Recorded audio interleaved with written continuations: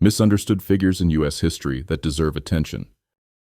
We love our heroes neatly defined, patriots, presidents, and pioneers. But what if I told you some of the most compelling figures in U.S. history are also the most misunderstood? People who were branded villains, traitors, or failures, yet history only told half their story.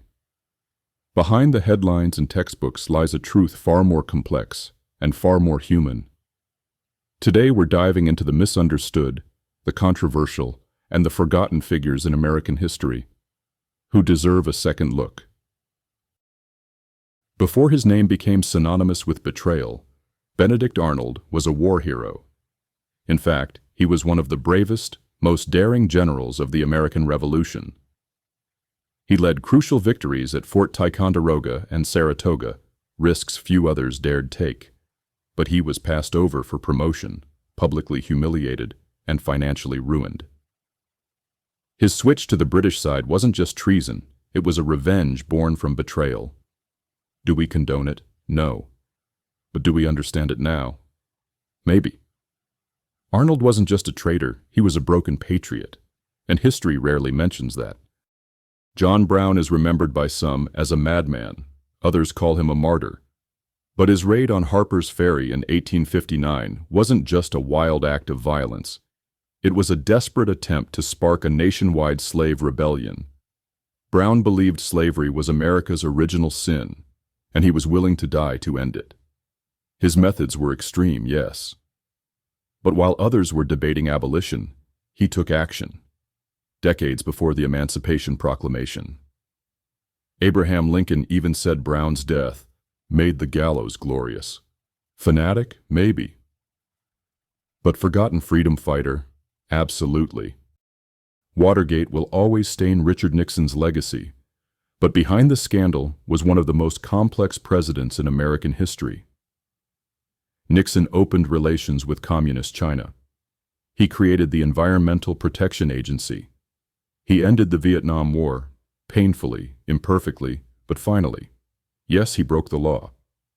But Nixon wasn't pure evil. He was a man driven by paranoia, brilliance, and ambition. The tragedy is that his own insecurities destroyed what could have been a remarkable legacy. He's not a hero. But he's not the cartoon villain we paint him to be either.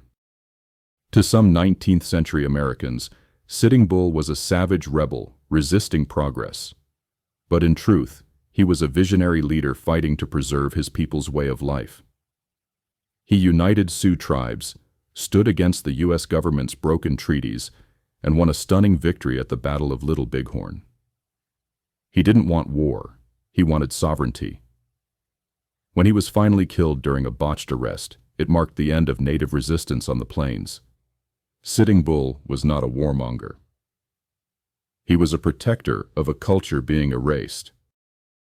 Huey Long, the bombastic governor of Louisiana, was called a dictator by his enemies, but worshipped by the poor.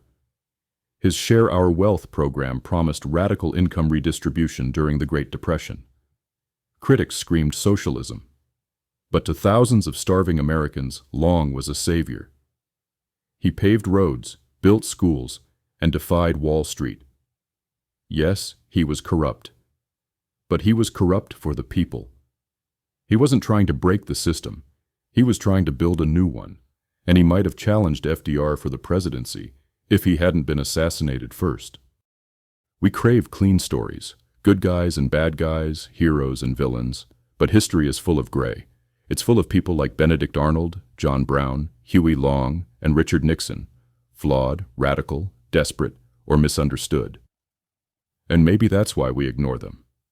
Because their stories force us to wrestle with uncomfortable truths about power, identity, justice, and failure. But that's where the real lessons are.